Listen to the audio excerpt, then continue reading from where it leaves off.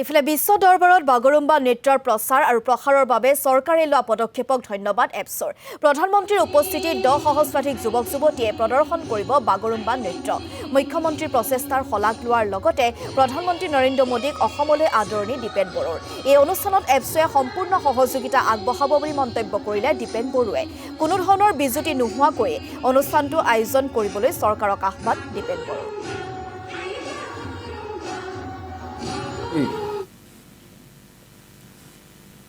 গুৱাহাটীৰ সৰুসজাই ষ্টেডিয়ামত 10,000ৰো অধিক বড়ো শিখলা বা যুৱক যুৱতীসকলে নাচনীসকলে একেলগে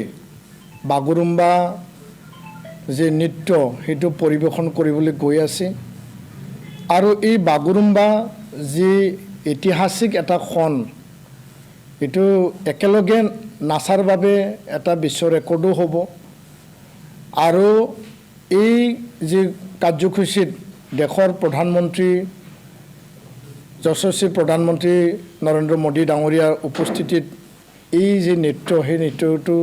অহাকালি 6 বজাত গুৱাহাটীৰ সৰুসজাই ষ্টেডিয়ামত পৰিৱেশন কৰা হ'ব সকলো একত্ৰিত কৰিহে এই নাচৰ পূৰ্ণাংগ যি এটা ব্যাখ্যা ইয়াৰ পূৰ্ণাংগ যি এটা যি মানে আমাৰ যি মানে